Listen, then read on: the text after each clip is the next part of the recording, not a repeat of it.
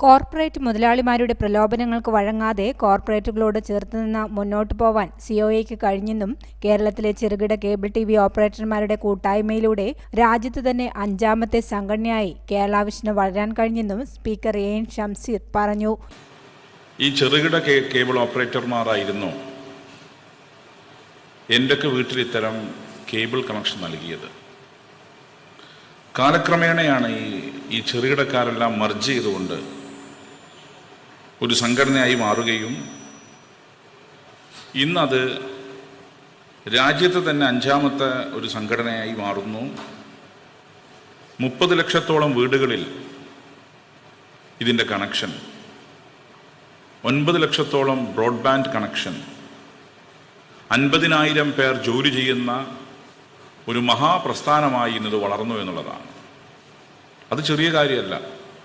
ചുരുങ്ങിയ കാലം കൊണ്ട് 50,000 പേർക്ക് ഡയറക്റ്റും അതിലേറെ പേർക്ക് ഇൻഡയറക്റ്റുമായി ജോലി ചെയ്യാൻ സാധിക്കുന്നൊരു സംവിധാനമായി ഇത് മാറി.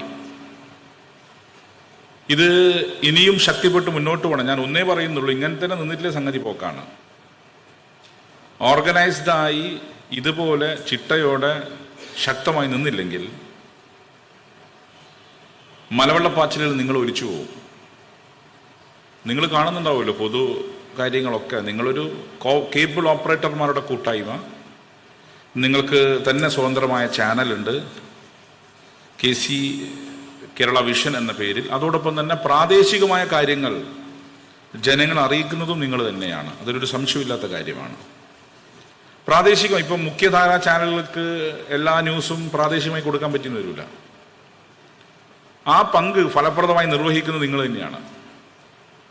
മുഖ്യധാരാ ചാനൽ തന്നെ നമ്മളെല്ലാം പ്രസംഗം തന്നെ എങ്ങനെ കൊടുക്കും എന്ന് വെച്ചാൽ ചിലപ്പം കൊടുക്കും, ചിലപ്പോൾ കൊടുക്കൂല. ചിലപ്പോൾ നമ്മൾ എന്തെങ്കിലും വായിന്ന് കാര്യമായി എന്തെങ്കിലും പറഞ്ഞാൽ പിന്നെ അതൊരു ആഘോഷമായിരിക്കും. അതിനപ്പുറത്ത് വലിയ പ്രാധാന്യമൊന്നും കൊടുക്കൂല. എന്നാൽ നിങ്ങൾ നാട്ടിലെ ചെറു സംഭവങ്ങൾ പോലും പൊതുസമൂഹത്തെ അറിയിക്കുന്ന ആളുകളാണ്. പൊതുസമൂഹത്തെ ചെറിയ സംഭവങ്ങൾ പോലും, നാട്ടുമ്പുറത്ത് നടക്കുന്ന ചെറിയ കൾച്ചറൽ ഇവൻറ്റ്സ്, നാട്ടുമ്പുറത്ത് നടക്കുന്ന ഉദ്ഘാടനങ്ങൾ, നാട്ടുമ്പുറത്ത് നടക്കുന്ന ചെറിയ ചെറിയ സംഭവങ്ങൾ, ഇതെല്ലാം പൊതുസമൂഹത്തെ അറിയിക്കുന്നത് ഇത്തരം പ്രാദേശിക ചാനലുകളാണ്. അതോടൊപ്പം ഈ കേബിൾ നെറ്റ്വർക്ക് ഇതൊരു വലിയ സംവിധാനമായി മാറി. നിങ്ങളില്ലെങ്കിൽ ആലോചിച്ച് നോക്കിയാൽ എപ്രകാരമാണോ വൈദ്യുതി ഇല്ലാതെ നമുക്ക് നിൽക്കാൻ സാധിക്കാത്തത്, അതുപോലെ നിങ്ങളില്ലെങ്കിൽ ഇപ്പോൾ നിൽക്കാൻ കഴിയുന്ന ഒരു ഫാക്റ്റാണ്. ചാനലാണ് നിൽക്കാൻ പറ്റുമോ? നിങ്ങളല്ലേ ആളുകൾ വീട്ടിലെത്തിക്കുന്നത്. നിങ്ങൾ ഒരു ദിവസം പണിമുടക്കിയാൽ അത് നല്ല എഫക്റ്റ് ഉണ്ടാക്കി. എന്ന് വെച്ചാൽ നാളെ പണിമുടക്കണം എന്നെല്ലാം പറയുന്നത് കേട്ടാ. അത്രമാത്രം കേരളീയ സമൂഹത്തിനകത്ത് സ്വാധീനം ചെലുത്താൻ സാധിക്കുന്ന ഒരു ഗ്രൂപ്പായി നിങ്ങൾ മാറി എന്നുള്ളതാണ്. കേബിൾ ടിവി ഓപ്പറേറ്റേഴ്സ് അസോസിയേഷൻ 14ാമത് സംസ്ഥാന convention Thiruvananthapuram Vazhuthacaud mount Carmel convention സെന്ററിൽ ഉദ്ഘാടനം ചെയ്ത് സംസാരിക്കുകയായിരുന്നു അദ്ദേഹം.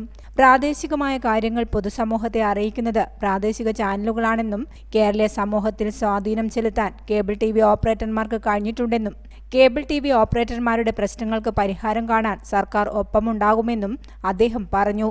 KCBക്കും COAയ്ക്കും ഇടയിലുള്ള പ്രശ്നം പരിഹരിക്കുന്നതിന് രണ്ടുപേർക്കും ഉപകാരപ്രദമായ രീതിയിലുള്ള സമവായം കണ്ടെത്തുന്നതിനും സർക്കാർ ഒപ്പമുണ്ടാകുമെന്നും അദ്ദേഹം പറഞ്ഞു. ആർട്ടിഫിഷ്യൽ ഇന്റലിജൻസ് ഇന്ന് എല്ലാ മേഖലകളിലും ഇടപെടുന്നു. എല്ലാത്തിൻ്റെയും നല്ല വശങ്ങൾ സ്വീകരിക്കാം. നല്ല വശങ്ങൾ വരുമ്പോൾ ചീത്ത വശങ്ങളും വരാമെന്ന് ഓർക്കണമെന്നും സ്പീക്കർ വ്യക്തമാക്കി.